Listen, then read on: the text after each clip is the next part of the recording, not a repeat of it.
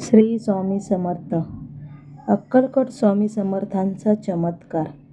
भारतभूमी महान विभूतीचे संत महात्म्यांचे भूमी आहे. अखंड भारतभूमीच्या क्षेत्रामध्ये निरनिराळे साधू अवलिया अनेक चमत्कार करताना दिसतात.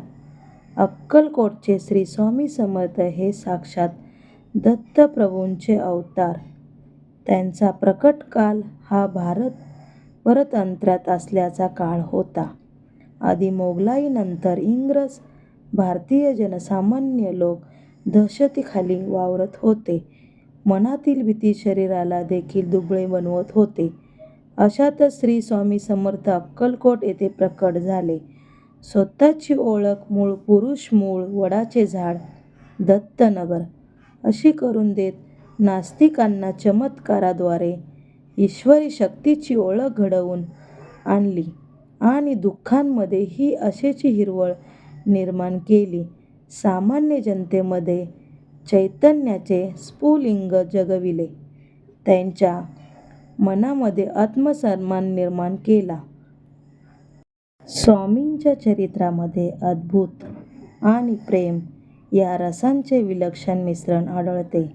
कधीतरी रौद्र रसांचे देखील दर्शन घडते. स्वामींनी घडवून आणलेल्या अगणित लीलांचे श्री गोपाळबुवा केसरकर यांनी पुस्तक प्रसिद्ध केले. स्वामींचे नित्य चमत्कार अक्कलकोट स्वामी समर्थ बखर या पुस्तकात शब्दबद्ध करून ठेवलेले आढळतात. ब्रह्मांड नायक राजाधिराज अक्कलकोट स्वामी महाराजांची सर्व दैवत पूजन करत असत आणि त्यांचे ठायी नित्य वस्ती करून असतात. दुसऱ्यांच्या मनातील प्रश्न ओळखून त्यांची उत्तरे देण्याचा खेळ स्वामी नेहमीच करीत असत. चैतन्याला स्थूल देहाचे कोणतेच नियम लागू पडत नाहीत. चैतन्यमय स्वामी अतिसूक्ष्म तसेच अतिविराट रूप केव्हाही धारण करू शकत असत. याचमुळे आपल्या निरनिराळ्या भक्तांना निरनिराळ्या स्वरूपात, त्यांच्या इच्छित देवतेचे स्वरूपात दर्शन दिल्याच्या अनेक कथा प्रसिद्ध आहेत. श्री स्वामी समर्थांच्या शिष्यांमध्ये हिंदू, मुस्लिम, ख्रिश्चन, पारशी इत्यादी सर्व धर्मीय लोक होते. द्वारकेमध्ये महान कृष्ण भक्त सूरदास होते. ते जन्मात असले तरी श्रीकृष्णाचे सगुण साकार दर्शन घडावे ही त्यांची मनोमनी इच्छा होती. स्वामी समर्थ त्यांच्याकडे गेले आणि त्यांना सांगितले, तू ज्याला आळवतोस आहे तो मी तुझ्या दारात उभा आहे बघ. तर खरं असं म्हणून त्यांनी त्यांच्या नेत्रावरून हात फिरवले. त्यांना सूरदासात दिव्यदृष्टी प्राप्त होऊन शंख, चक्र, गदाधारी श्रीकृष्णांचे साक्षात दर्शन घडले. मंगळवेढ्यातील बसपाचा दारिद्र्यनाश तसेच सर्पाच्या बदल्यातील सोन्याच्या लगडी हे चमत्कार सर्वश्रुत आहेत. बाप्पाजींच्या कोरड्या विहिरीत पाणी आणण्याची किमया स्वामींचीच. अज्ञेविन काळही ना नेही त्याला ही उक्ती खरी करून दाखवणारा चमत्कार अक्कलकोट संस्थानाचे मानकरी श्री तात्याजी भोसले यांच्या बाबतीत श्री स्वामींनी करून दाखवला. श्री तात्याजी भोसले हे स्वामींचे भक्त. स्वामींनी नित्य सेवा करण्यासाठी दररोज स्वामींकडे येत. एके दिवशी ते स्वामी सेवेत मग्न असताना अचानक स्वामी म्हणाले, तुला बोलावणे आले. तात्याजी समजून चुकले. त्यांनी स्वामींना विनंती केली की मला अजून तुमची सेवा करायची आहे. तेव्हा स्वामींनी आज्ञा केली की हा माझा भक्त आहे, याला स्पर्श देखील करू नको. तिकडे बैल बसला आहे, त्याला घेऊन जा असे सांगताच तात्काळ तो बैल मृत्युमुखी पडला व तात्याजींचे प्राण वाचले. स्वामींच्या इच्छेविरुद्ध प्रत्यक्ष काळ देखील तात्याजींना नेऊ शकला नाही. श्री स्वामी महाराज आपल्या भक्तांची माऊलीप्रमाणे काळजी वहान असत. आपल्या भक्तांवर संकट आलेले ते कुठूनही जाणत असत. मोरंबा कुलकर्णी हे असे स्वामींचे अनन्य भक्त. त्यांच्यात अंगणात स्वामी रात्री अन्य भक्तांचा समवेत निजत असत. मोराबांच्या पत्नीला खूप जुनी पोटशूळांची व्याधी होती.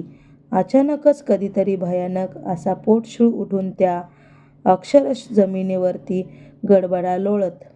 असेच एकदा स्वामी आपल्या भक्तांसमवेत अंगणात झोपले असताना मोराबाच्या पत्नीचा पोटशूळ उद्भवला.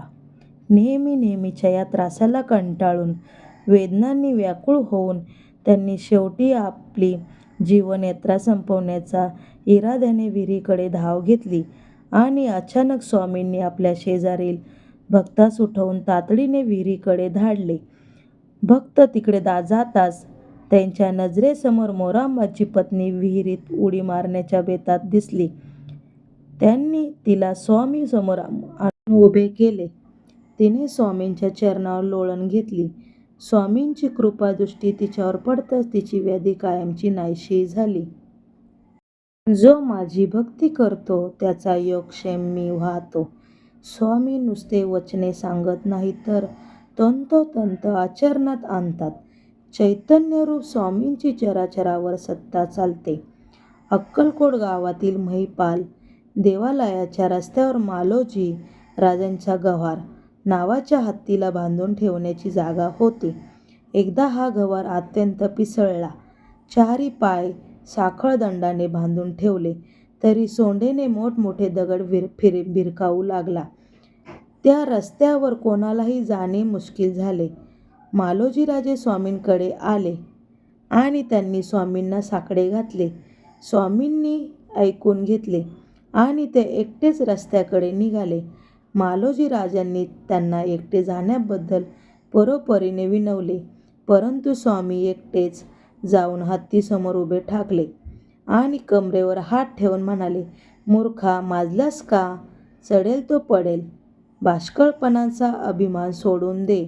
ही स्वामींची आज्ञा ऐकताच तो पर्वतप्राय उन्मत्त प्राणी एकदम शांत झाला. पुढच्या पायांचे गुडघे जमिनीवर ठेवून गंडस्थळ टेकून स्वामींना दंडवत घातला आणि त्यांच्या नेत्रातून पश्चातापाचे अश्रू वाहू लागले. त्यानंतर तो कधीच पिसळला नाही. स्वामींना भगवती स्वरूपात पाहिलेले अनेक भक्त आहेत, परंतु भक्तांसाठी स्वामी अन्नपूर्णा देखील झाले. कोनाळी गावाच्या रानातून एकदा स्वामी चालले होते. सोबत श्रीपाद भट आणि सुमारे 100 सेवेकरी होते. सर्वजण चालून चालून थकले होते आणि प्रचंड भुकेले होते. चालता चालता स्वामी एका शेतात विसावले. स्वामी शेतात विसावल्याचे पाहताच त्या शेताच्या मालकाने आनंददूत स्वामींनी पाणी फलाहार दिला. परंतु त्यांच्या भक्तांचे काय? श्रीपाद भटांनी स्वामींवर नितांत श्रद्धा होती. स्वामी माऊली लेकरांना भुके ठेवणार नाही अशी त्यांना एकदम खात्री होती आणि त्यांचा दृढ विश्वास खरंच ठरला. अचानक एक वृद्ध हसत सुवासिनी त्यांना समोर आली आणि तिने विनंती केली की आज माझ्याकडे काही पाहुणे येणार होते, म्हणून मी त्यांच्यासाठी भरपूर स्वयंपाक बनवला आहे. आता सूर्यास्त होत आला तरी अजून आले नाहीत. कृपया मी देते तो सर्व स्वयंपाक आपण स्वीकारून यथेच्छ भोजन करावे. अशा वेळी त्या वृद्धेचे स्वरूपात अन्नपूर्णाचा त्यांनी पावली आणि या सर्वांचे का करते करविणे होते. ब्रह्मांड नायक श्री स्वामी समर्थ या आणि अशा सारख्या अनेक लीला चमत्कार कथा श्री वामनबुवा वैद्य यांनी गुरुलीलामृत या ग्रंथात शब्द करून ठेवल्या आहेत. श्रद्धायुक्त अंतःकरणाने स्वामींना शरण गेल्यावर अनुभवाला येते प्रचिती. सर्व शक्तिमान आणि नित्य जागृत असणारे स्वामी अतिद्रिय स्मृतग्रामी स्मरण करताच धावून येणारे म्हणून प्रसिद्ध आहेत. स्वामींची लीला अतर्क्य आणि अगणित आहे.